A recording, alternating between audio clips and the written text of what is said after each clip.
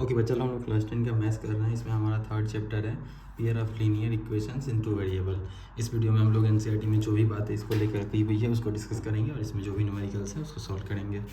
तो linear equation क्या होता है, कहीं भी तुम्हारा जैसे लिखा होगा a x plus b y equals to c, इस टर्म में कहीं भी लिखा होगा वो लीनियर इक्वेशन है।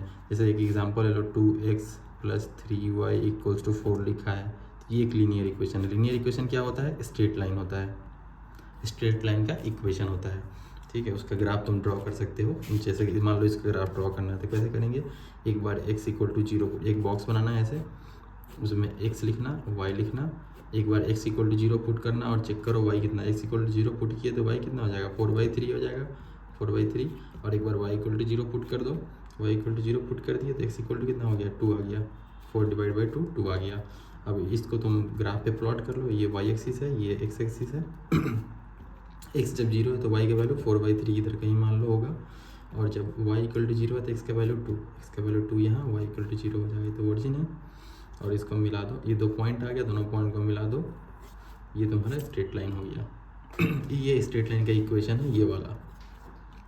इस तरह से हमारा पेयर ऑफ लीनियर इक्वेशन, इस तरह से दो लीनियर इक्वेशन होगा, मतलब दो लाइन्स होगा, दो लाइन्स है तो दो लाइन का सॉल्यूशन, दो लाइन को हमको सॉल्व करना है। दो लाइन कैसे होगा, जैसे एक लाइन तो ये होगा, एक और लाइन अगर होगा मान लो ऐसे हो गया, ठीक है, तो ये दोनों जो कट कर रहा है तो ये हमको पॉइंट निकालना है कि ये दोनों कहाँ पे कट कर रहा है।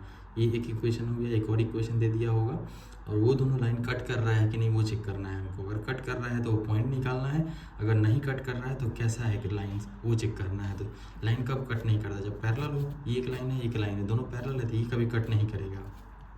और क्या हो सकता है, एक लाइन है और एक और लाइन का इक्वेशन सेम ऐसा ही हो जाए, दोनों लाइन सेम हो जाएगा, तो इस केस में क्या होगा बहुत सारा सोल्यूशन हो जाता है क्योंकि हर एक पॉइंट पे दोनों मिल जा रहा है, तो ये हो जाता है। अगर दोनों लाइन ऐसे जा रहा है तो एक पॉइंट पे कट कर रहा है, अगर नहीं पैरेलल है तो कहीं पे कट नहीं करेगा।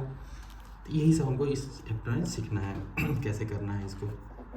ठीक है, चलो आगे देखते हैं। नेक्स्ट पेज में क्या है, ग्राफिकल मेथड। हाँ, तो सबसे पहले हमको वही दो लाइन दे दिया है, जैसे ये एक लाइन, ये क्या है, एक स्ट्रेट लाइन का इक्वेशन है। क्यों है, क्योंकि वेरिएबल्स क्या है यहाँ पर x है और y है, दोनों का मैक्सिमम पावर क्या है 1 ही है। मैक्सिमम पावर अगर वेरिएबल का 1 है इसका मतलब है कि वो स्ट्रेट लाइन है, ये भी एक स्ट्रेट लाइन है।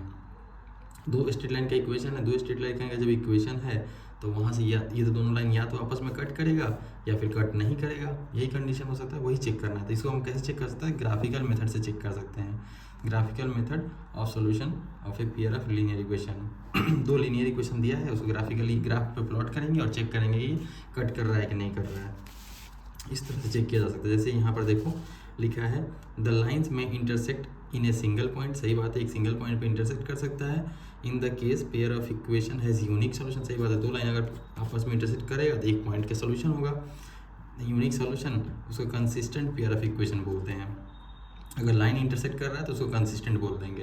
अगर लाइन, अच्छा, if line may be in parallel, the line may be parallel in this case the equations have no solution, सही बात है, जब लाइन पैरेलल होगा तो कभी सोल्यूशन होगा ही नहीं, कभी कट ही नहीं कर रहा, कोई पॉइंट ऐसा कॉमन मिलेगा ही नहीं, तो इसको इनकंसिस्टेंट पेयर ऑफ इक्वेशन बोलते हैं, या फिर इनकंसिस्टेंट बोल देंगे उसको तो दो लाइन अगर पैरेलल है तो उसको इनकंसिस्टेंट बोलते हैं, कोई सोल्यूशन नहीं आएगा।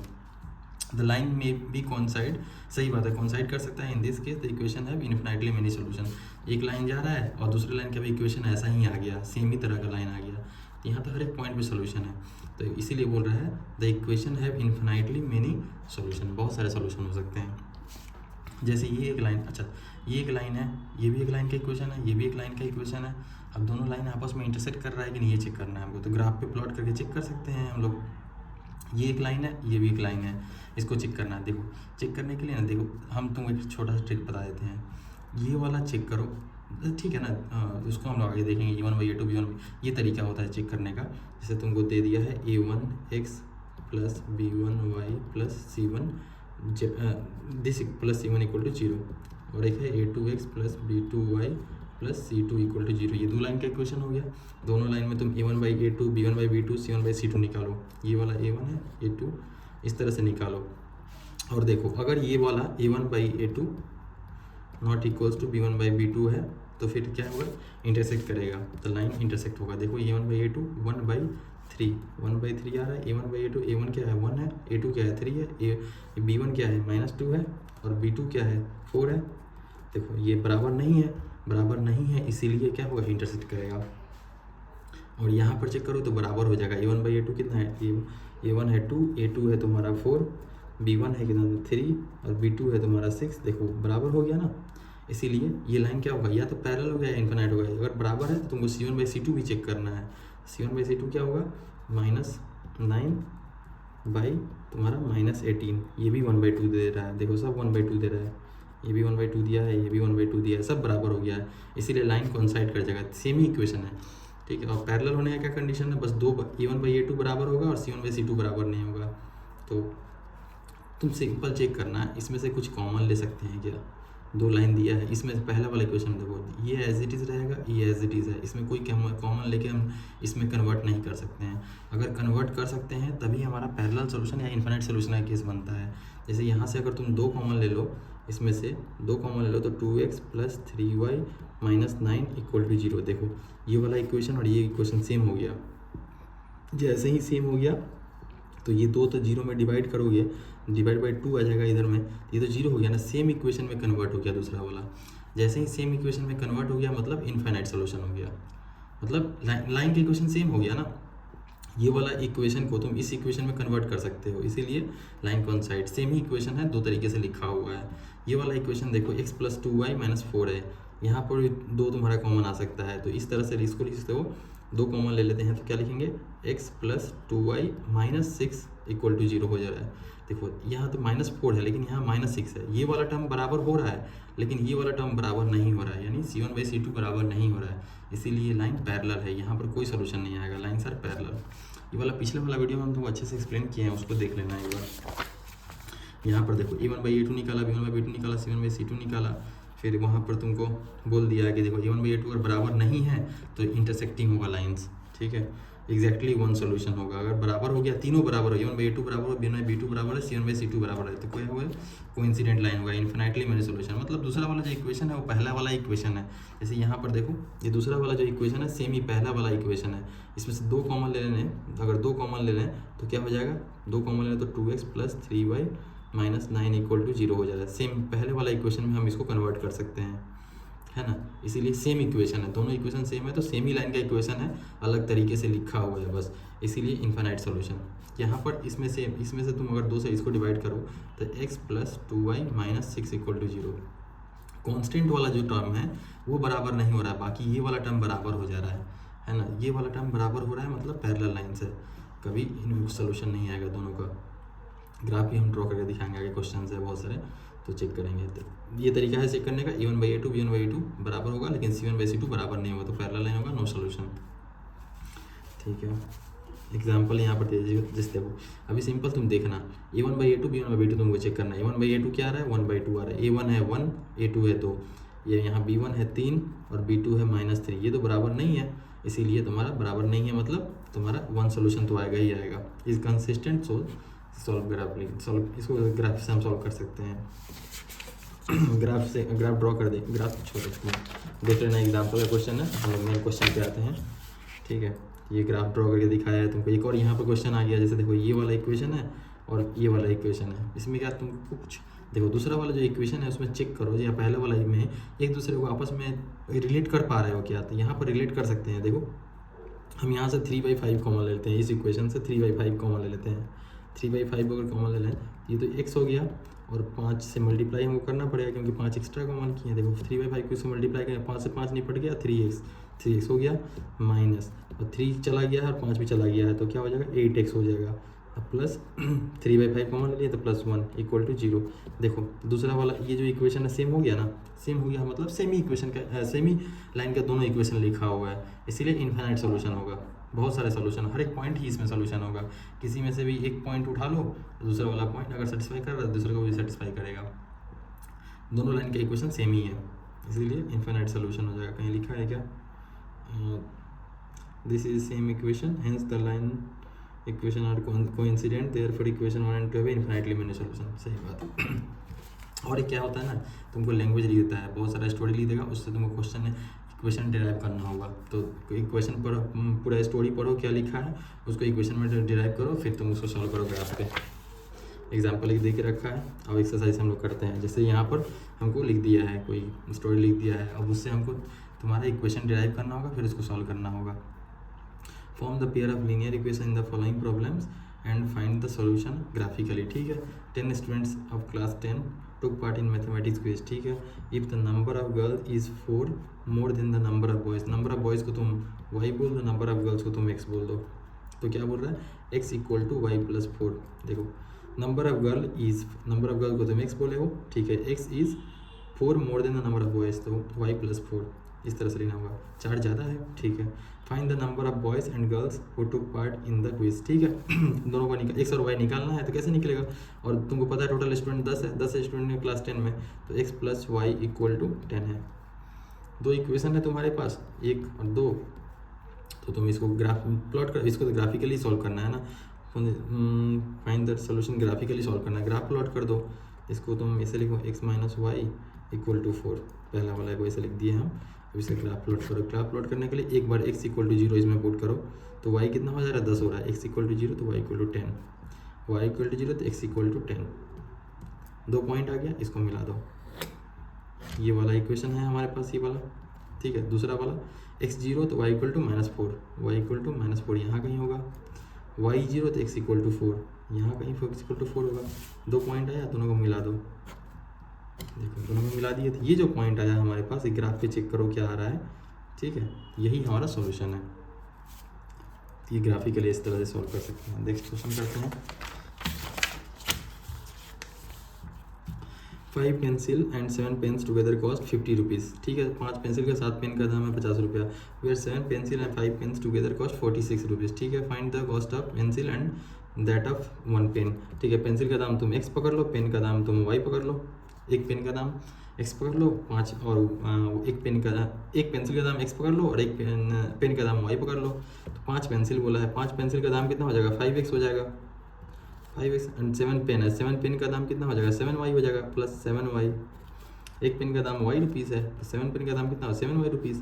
टुगेदर कॉस्ट 50 रुपीज़, ये दोनों 50 रुपये के बराबर है। तो ये हमारा पहला इक्वेशन आ गया। वेयर 7 पेंसिल, पेंसिल का दाम x रुपये पकड़े हो, तो 7x हो गया, 7x हो गया, प्लस 5 पेन है, 5 पेन का दाम 5y हो गया, एक पेन का दाम y, तो 5 पेन का दाम 5y। This equals to together cost 46 rupees. ये दूसरा इक्वेशन हो गया। ग्राफ प्लॉट करो, ग्राफ कैसे प्लॉट करेंगे, सेम तरीका है तुम्हारा। x 0 करो तो y इक्वल टू 46/5, तो y इक्वल टू 46/5, ठीक है। और y 0 तो x इक्वल टू y 0 तो x इक्वल टू 46/7, 46/7। ये दोनों पॉइंट को मिला दो, इस तरह से ग्राफ पे प्लॉट कर दो।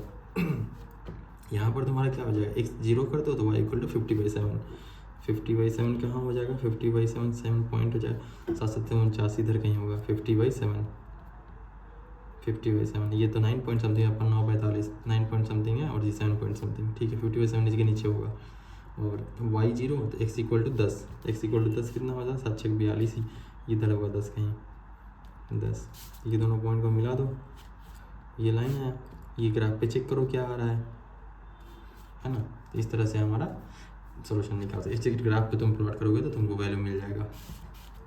चलो नेक्स्ट क्वेश्चन है, compare the ratio a1/a2 b1/b2 c1/c2 to find out whether the line representing the following pair of linear equation intersect at a point are parallel और एंड कोइंसिडेंट। पैरेलल होने के लिए क्या होना पड़ेगा तुम्हारा, पैरेलल होने का कंडीशन है a1/a2 इक्वल टू हो जाएगा b1/b2 का, और नॉट इक्वल टू हो जाएगा c1/c2 का। कोइंसिडेंट होने के लिए क्या हो जाएगा, इसके लिए क्या हो जाएगा कंडीशन, a1/a2 या तो बराबर नहीं हो, a1/a2 या तो बराबर नहीं हो b1/b2 का, या फिर क्या हो सकता है a1/a2 b1/b2 और c1/c2 तीनों बराबर हो जाए, तब इसको कोइंसिडेंट, ठीक है। इंटरसेक्ट एट ए पॉइंट के लिए ये वाला बात है, a1/a2 not equal to b1/b2। Parallel होने के लिए ये वाला कंडीशन, कोइंसिडेंट होने के लिए ये वाला कंडीशन। कोइंसिडेंट मतलब क्या, सेमी इक्वेशन होगा, ठीक है। जैसे ये वाला इक्वेशन, ये तो हम सिंपल देख के ही पता चल जाएगा कि ये इंटरसेक्टिंग है। क्यों इंटरसेक्टिंग है, देखो a1/a2 5/7 है, b1/b2 -4/6 है, ये तो बराबर नहीं है ना, बराबर नहीं है। कैसे बराबर नहीं है, तो पॉजिटिव है कि नेगेटिव कैसे बराबर होगा, नहीं होगा, इसीलिए इंटरसेक्टिंग है। इंटरसेक्टिंग एट ए पॉइंट, ये वाला बात हो जाएगा इसमें। इसमें क्या हो जाएगा, देखो ये तो कन्वर्ट हो रहा है, सीधा दिख रहा है, 2 से डिवाइड कर दो, 2 से डिवाइड कर दो तो 9x plus 3y plus 12 equal to 0। तो सिंपल इसी में कन्वर्ट हो गया वापस, 2 से डिवाइड कर दिए तो इसी में कन्वर्ट हो गया, यानी ये क्या हो, कोइंसिडेंट, दोनों इक्वेशन सेम ही है, दोनों इक्वेशन सेम है मतलब इनफाइनाइट सोल्यूशन होगा, कोइंसिडेंट हो गया ये। थर्ड ये वाला क्या है, इसमें भी देखो, इसको भी तुम इसमें भी 3 से डिवाइड कर दो, ऊपर वाला में 3 से डिवाइड कर दिए तो ये हो गया 2x minus Y plus 10/3 this equal to 0। देखो ये इक्वल हो गया, मतलब a1/a2 इक्वल टू b1/b2 हो गया, लेकिन c1/c2 9 है, यहाँ 10/3 है, बराबर नहीं है, c1/c2 बराबर नहीं है, इसीलिए क्या हो जाएगा, पैरेलल लाइन्स हो जाएगा। पैरेलल लाइन्स यानी नो सोल्यूशन, इसी पैरेलल लाइन हो गया ये दोनों लाइन आपस में कभी इंटरसेक्ट करेगा ही नहीं। On comparing the ratio a1/a2, b1/b2, c1/c2, find out whether the following pair of linear equation are consistent or inconsistent। फिर से वही बात बोल रहा है pair of linear equation consistent है या inconsistent है। consistent होने के लिए a1/a2 नॉट इक्वल टू हो जाए b1/b2 का, या फिर तीनों बराबर हो जाए। inconsistent होने के लिए क्या होना पड़ेगा, a1/a2 इक्वल्स टू हो जाए b1/b2 का, लेकिन नॉट इक्वल टू हो c1/c2 का, तो वो पैरेलल लाइन हो जाएगा, तो फिर इनकंसिस्टेंट हो जाएगा। जैसे ये वाला देखो 3/2 और 2/3 -3, तो ये तो ये तो तुम्हारा क्या हो जाएगा, कंसिस्टेंट हो जाएगा, और 1 सोल्यूशन मिल जाएगा तुमको इसमें से। दोनों का ये ग्राफ ड्रॉ करेंगे तो एक पॉइंट हमको मिल ही जाएगा इसमें। ये वाला देखो 2x माइनस 3, यहाँ से देखो 2 से डिवाइड करो, तो ये 2x minus 3y equals to 9/2। देखो यहाँ 8 है, यहाँ 9/2, c1/c2 बराबर नहीं है, लेकिन ये वाला टर्म और ये वाला टर्म बराबर है, a1/a2 b1/b2 बराबर है, इसीलिए ये क्या हो जाएगा, पैरेलल लाइन हो जाएगा। पैरेलल लाइन हो गया मतलब इनकंसिस्टेंट हो जाएगा, इसमें कोई सोल्यूशन नहीं मिलेगा 2 नंबर में। अच्छा, इसके बाद में इसको देखते हैं, इसको हम लोग, ये भी इनकंसिस्टेंट होगा। देखो a1/a2 चेक करो, a1/a2 3/2 और a2 कितना है 9, और b1/b2 5/3 इंटू -10, तो यहाँ से हो जा रहा है 3, ये तो 6 हो जा रहा है, ये भी 6 हो रहा है। a1/a2 तो प्लस और माइनस है ना, तो बराबर नहीं है, पॉजिटिव नेगेटिव सिंपल देख जाए, मतलब तुम इसको हटाओ, ये बराबर नहीं है, मतलब 1 सोल्यूशन हो जाएगा इसमें भी। a1/a2 not equal to b1/b2, यहाँ से 1 सोल्यूशन हो जाएगा इसका, दोनों लाइन आपस में कट करेगा। इसमें दोनों लाइन में क्या हो रहा है, देखो इसमें से हम ना -5 से डिवाइड करो इसको, -2 से डिवाइड कर दो, तो -2 से अगर इसको -2 कॉमन ले लो तुम, -2 कॉमन ले लेते क्या हो जा रहा है, 5x minus 3y equal to -22। ठीक है, देखो ये वाला टर्म और ये वाला टर्म बराबर हो गया, 5x माइनस 3। अब तुमको कांस्टेंट वाला टर्म चेक करना है, तो ये भी कांस्टेंट वाला टर्म, ये भी 11 दे रहा है, और यहाँ भी 11, यहाँ भी 11, यानी ये और लाइन और ये लाइन दोनों सेम ही लाइन है, दोनों सेम ही इक्वेशन है, बस कांस्टेंट मल्टीप्लाई किया हुआ है, इसीलिए इसमें इनफाइनाइट सोल्यूशन हो जाएगा। a1/a2 b1/b2 और c1/c2 इसमें बराबर हो जाएगा, चेक करो, a1/a2 b1/b2 c1/c2 बराबर हो जाएगा, इसीलिए इनफाइनाइट सोल्यूशन हो जाएगा इसमें। इसमें क्या करना है, तो इसमें तुम 2 से पहले कॉमन लेके हटाओ, और 3 भी एलसीएम लेकर हटा दो, 2/3 कॉमन ही ले लो पूरी तरह से, तो 2/3 कॉमन ले लिए, तो यहाँ से क्या हो जाएगा 2x प्लस 3y हो जाएगा, 3 से मल्टीप्लाई करना पड़ेगा हमको, 2 इसमें से देखो, इसमें 2/3 मल्टीप्लाई करो, 3 से 3 कट जाएगा, 2 से 2y बचा, तो 2y दिस इक्वल्स टू यहाँ पर 8 है। ठीक है, देखो ये वाला टर्म इसमें बराबर हो गया, और ये तो 4, और ये 4 से 12 ये भी बराबर हो जाएगा, c1/c2 बराबर है, मतलब इसमें भी क्या इनफाइनाइट सोल्यूशन हो जाएगा। तीनों टर्म सेम है, सेम ही इक्वेशन है जो अलग तरीके से लिखा हुआ है। Which of the following pair of linear equation are consistent, फिर कंसिस्टेंट इनकंसिस्टेंट पूछ रहा है, obtain the solution graphically, graph plot करने के लिए बोल रहा है। देखो यहाँ से ये वाला टर्म और ये वाला दोनों इक्वेशन सेम है, कैसे सेम है, 2 से पूरे को डिवाइड कर दो, दोनों साइड 2 से डिवाइड करो, तो इसको लिख सकते हो x plus Y equal to 5। देखो दोनों सेम ही इक्वेशन है, तो ग्राफ जब प्लॉट करोगे, इसका अगर ग्राफ प्लॉट करते हैं तो x0 तो y इक्वल टू 5, x0 तो y इक्वल टू 5, और y0 तो x इक्वल टू 5, ये रहा तुम्हारा लाइन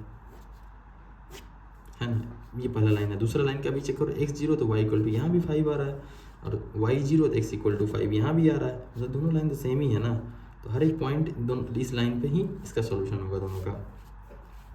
ये वाला इक्वेशन देखो, इसमें भी देखो सेम नहीं है, इसमें से 3 कॉमन ले लो, 3 इधर कॉमन लेकर डिवाइड कर दो, तो x minus Y equal to 16/3 हो जा रहा है। ये वाला टर्म और ये वाला टर्म इक्वल है, लेकिन ये कांस्टेंट वाला टर्म इक्वल नहीं है, c1/c2 इक्वल नहीं है, C1/C2 जैसे ही इक्वल नहीं है मतलब लाइन पैरेलल है, इसमें कोई सोल्यूशन नहीं होगा। ग्राफ प्लॉट करोगे तो पैरेलल लाइन आएगा इसका भी।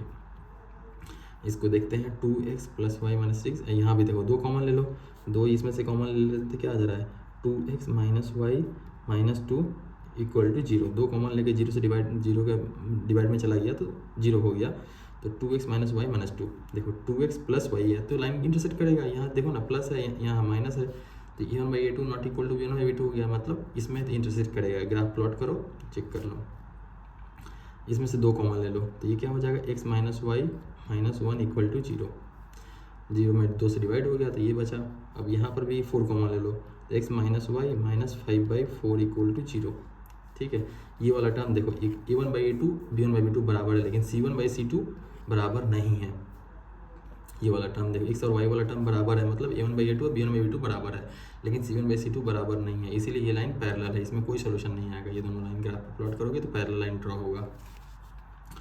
Half the perimeter of rectangular garden.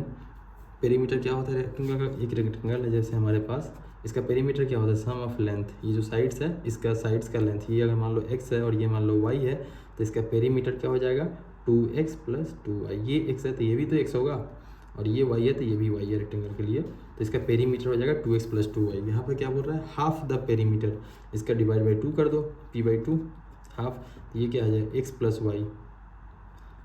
y half perimeter of rectangular garden whose length is 4 metre more than its width. ठीक है, length 4 metre more than its width है, x = y + 4 है, width को y बोले हैं, इज 36 मीटर, पेरीमीटर 36 बोल रहा है, ये 36 है। ठीक है, पेरीमीटर 36 है। Find the dimension of garden. ठीक है, 2 इक्वेशन आ गया तुम्हारे पास, x + y = 36 और तुम्हारे पास x - y = है तुम्हारे पास 4। दोनों का ग्राफ प्लॉट करो और चेक कर लो क्या आ रहा है। x = 0 तो y = -4 यहाँ है, y = 0 तो x = 4। पहला लाइन तो तुम्हारा ये हो गया, दूसरा लाइन है x = 0 तो y 36 यहाँ कहीं होगा, y और y 0 तो x 36 यहाँ कहीं होगा। ये रहा, दोनों को चेक कर लो ग्राफ पे क्या वैल्यू आ रहा है तो वहाँ से सोल्यूशन आ जाएगा। सब तो ग्राफिकली सॉल्व करना है फर्स्ट चैप्टर में। गिवन लीनियर इक्वेशन ये है, right another linear equation in 2 variable such that the geometric representation of pair of is formed. Intersecting करना है, मतलब a1/a2 b1/b2 बराबर नहीं होना चाहिए। तो ये तुम्हारा 2x है तो यहाँ जस्ट माइनस कर दो ना, 3y - 8 = 0। देखो ये a1/a2 b1/b2 बराबर नहीं हुआ, जैसे माइनस कर दिए बस। और भी कुछ भी चेंज कर सकते बना सकते थे लेकिन यहाँ बस माइनस कर दिए तो काम हो गया हमारा, इंटरसेक्टिंग लाइन आ गया। पैरेलल लाइन क्या करना है, ये वाला सेम रखना है, बस कांस्टेंट चेंज कर देना है। तो 2x + 3y, यहाँ -8 है तो यहाँ -10 कर दो, = 0 कर दो, पैरेलल लाइन आ गया। कोइंसिडेंट लाइन के लिए क्या करना है, सेम रखना है इक्वेशन तुमको। कोइंसिडेंट लाइन मतलब सेम ही इक्वेशन रखना है, तो क्या करोगे बस 2 से मल्टीप्लाई कर दो, तो 4x + 6y - 16 = 0। देखो ये इक्वेशन सेम ही है, बस 2 कॉमन ले लेंगे तो सेम इक्वेशन में कन्वर्ट हो जाएगा। 2 से मल्टीप्लाई करो, 3 से मल्टीप्लाई करो, 1 से मल्टीप्लाई करो तो सेम इक्वेशन आ गया, मतलब अलग तरीके से लिखना था बस इसको कोइंसिडेंट लाइन के लिए। Draw the graph of equation, ये वाला इक्वेशन दिया है और ये वाला इक्वेशन दिया है, इसे ग्राफ ड्रॉ करने के लिए बोल रहा है, तो ग्राफ ड्रॉ कर देना। x 0 तो y = -1, तो ये रहा -1, y 0 तो x = -1, ये रहा -1। ये 2 पॉइंट आ गया, दोनों को मिला दो, ये रहा लाइन तुम्हारा पहला वाला। दूसरा वाला के लिए x 0 कर दो तो y = 6 आ जा रहा है, y = 6 यहाँ कहीं, y 0 तो x = 4, तो 4 यहाँ कहीं, तो ये लाइन को मिला दो। ये तो कट करेगा ही, अब कहाँ कट करेगा वो तो ग्राफ पे पता चलेगा। तो यही तुम ग्राफ पे देखो कहाँ कट कर रहा है, डिटरमाइन द कोऑर्डिनेट। अच्छा ठीक है, ये तो स्लोप 45 है तो ये तो तुम्हारा कुछ इस तरह से जाएगा। 6 इधर कहीं लेते हैं ना, ज़्यादा ऊंचा कर लेते हैं, तब जाके ऐसे आएगा और ऐसे कट करेगा कहीं आपस में जाकर इधर। Draw the graph of x - y = 0। x 0 था तो y = -1 था, y 0 है, सॉरी y = 1 होगा ना, ये क्या है, x जब 0 है तो y = 1, y इधर चला गया तो y 1 है ना, तो ये वाला लाइन है, ये वाला लाइन नहीं होगा, ये नहीं होगा। x जब 0 है तो y = 1 हो जाएगा ना, y इधर आएगा तो ये 1 हो गया, ये 1 हो गया, और y जब 0 तो x = -1 यहाँ पर, ये रहा लाइन तुम्हारा, ये एक लाइन था और ये वाला लाइन तो तुम्हारा है ही। तो इसके अंदर determine the ordinate of the versus. ठीक है, चेक करो ये पॉइंट क्या आ रहा है ग्राफ पे। उसके बाद में बोल रहा है the vertices of triangle formed by these lines and set the rectangular area. ठीक है, एरिया सेट ट्रायंगल ये कर दो, वर्टिसेस ये वर्टिसेस है, इसको ग्राफ पे चेक करो क्या आ रहा है एक्स का वैल्यू और वाई का value, and form in the triangle form by the lines and the x axis, ये है एक्स एक्सिस, इससे तुम्हारा ये शेड एरिया फॉर्म हो रहा है, इसको मार्क करना था। ठीक है, नेक्स्ट करते हैं। अलजेब्रिक मेथड से सॉल्विंग है pair of linear equation. Algebraic method से सॉल्व करना है तो अलजेब्रिक मेथड में दो मेथड आता है, एक सब्स्टिट्यूशन आता है और एक एलिमिनेशन आता है, ये दो होता है। एक सब्स्टिट्यूशन एलिमिनेशन हम एक्सप्लेन किए हैं पिछले वीडियो में, उसको देख सकते हो। तो सब्स्टिट्यूशन में क्या करते हैं, एक जगह से एक्स निकालो दूसरे में डाल दो, या फिर वाई निकालो दूसरे में डाल दो, सॉल्व कर जाओ। ऐसे इसको सॉल्व करना है तो यहाँ पर क्या किया, एक्स का वैल्यू निकाल लिया, इसमें से एक्स इक्वल टू 3 - 2y कर लिया है, और पहले वाला इक्वेशन में ये एक्स का जो वैल्यू है इसको यहाँ पर डाल दिया है और फिर सॉल्व कर दिया है। देखो वहाँ पे 7 × x, वाई के जगह एक्स के जगह पर वाई में निकाल लिया, डाल दिया, और पहले से वाई तो था ही तो वाई में आ गया इक्वेशन, सॉल्व करके निकाल दिया, एक्स और वाई का वैल्यू आ गया। यही सब्स्टिट्यूशन में करना होता है, या तो एक्स निकालो फिर या वाई निकालो, दोनों को इक्वेशन में कन्वर्ट करो फिर सॉल्व कर जाओ, इसीलिए सब्स्टिट्यूशन मेथड बोलते हैं इसको। जैसे यहाँ पर कुछ दे रखा है, उसको इक्वेशन में पहले कन्वर्ट किया, और देखो कन्वर्ट करने के बाद में इसको सब्स्टिट्यूशन सॉल्व करना है, तो इसको तुम ये 3t इधर आ गया प्लस हो गया, इसमें कन्वर्ट किया, फिर इसका वैल्यू यहाँ से निकाल के यहाँ डाल दिया, वहाँ पर डाल दिया, फिर सॉल्व करके वहाँ से इसका वैल्यू आ गया। जैसे ये वाला इक्वेशन है, ये तो सेम ही दिख रहा है, 2 से डिवाइड करो तो दोनों इक्वेशन सेम हो गया, दोनों इक्वेशन सेम हो गया मतलब सेम ही इक्वेशन है, यानी इनफाइनाइट सॉल्यूशन। देखो we first express the value of X in terms of, ये इक्वेशन में कन्वर्ट किया, गेट कर निकाल लिया, फिर यहाँ पे डाला, दोनों इक्वल हो गया, कुछ सोल्यूशन आएगा ही नहीं, तो हर एक एंटिटी के लिए सेम होगा, क्योंकि सेम ही लाइन की इक्वेशन है, इसलिए ऐसा हो रहा है। यहाँ तो देख के ही पता चल गया ना, 2 से डिवाइड के सेम इक्वेशन में कन्वर्ट हो गया। यहाँ पर जैसे एक इक्वेशन दे रखा है, इसको भी 2 से डिवाइड करो तो क्या हो जा रहा है, x + 2y - 6 = 0, ये वाला टर्म सेम है, ये और कांस्टेंट टर्म अलग है, मतलब पैरेलल लाइन से कोई सोल्यूशन ही नहीं आएगा, है ना। जैसे देखो पैरेलल लाइन है तो यहाँ पर लिख देना a1/a2 = b1/b2 but not equal to c1/c2, lines are parallel so there is no solution. देखो यहाँ से -4 = 0 आ रहा है, तो पॉसिबल ही नहीं है ना, therefore the equation do not have common solution. चलो solve the following pair of linear equation by substitution method.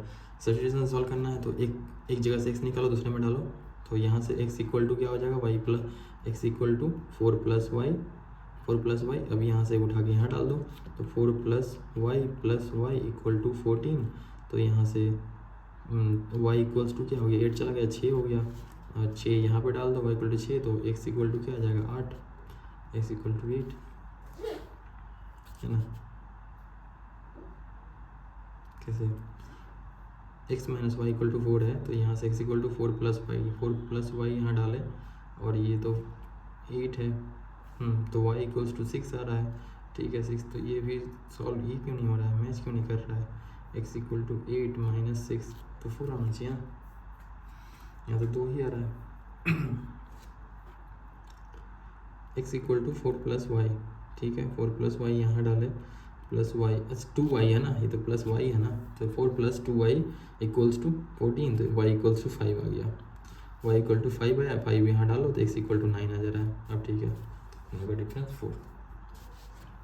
जैसे यहाँ पर ये इक्वेशन है, कहीं से भी s = 3 + t लिख दो, s = 3 + t, अब यहाँ से उठा के s = 3 + t यहाँ डाल दो, 3 + t/3 + t/2 = 6, अब यहाँ से सॉल्व कर जाओ, तो ये 6 + 2t + 3t = 36, एलसीएम लेके मल्टीप्लाई कर दिए, तो ये तो 5t = ये 6 इधर आ गया, 30 हो गया, तो t = 30/5, 6 हो गया, t = 6 आया, तो s = क्या आ जाएगा, यहाँ पर t = 6 डाल दो, तो s = 9 आ गया।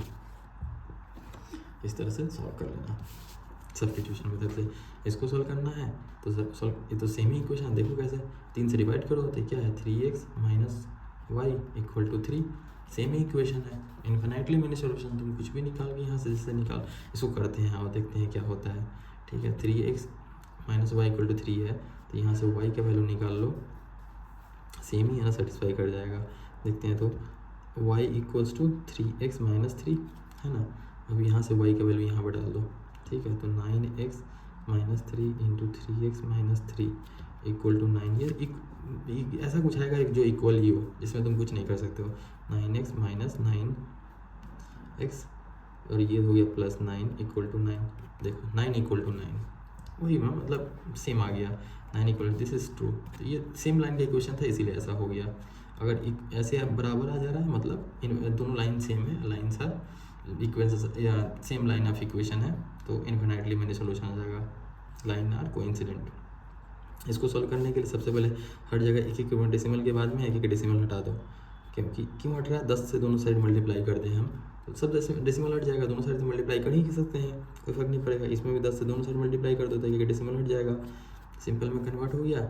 अब यहाँ से x एक जगह से x का वैल्यू निकालो, दूसरे में डाल दो, सॉल्व कर जाओ इस तरह से। ठीक है, फिर सॉल्व करते हैं इसको हम लोग। तो इसको एक जगह से x का निकालो, जैसे इसको कर रहे हैं ना हम, तो 2x plus 3y equal to 13 है। यहाँ से x इक्वल टू क्या आ गया, 13 माइनस 3y डिवाइड बाई 2। दूसरा इक्वेशन है 4x, तो 4 इंटू एक्स की जगह पर ये डालो 13 माइनस 3y बाई 2 और प्लस 5y इक्वल टू 23। तो यहाँ से ये दो से मल्टीप्लाई करो, 13 इंटू ये 26 minus 6y plus 5y equal to 23। ये तो माइनस y, तो ये y इधर आ गया, तो y इक्वल्स टू उधर चला गया, तो 23 माइनस 3 3 हो गया, y इक्वल्स टू 3 आ गया। 3 इक्वल्स टू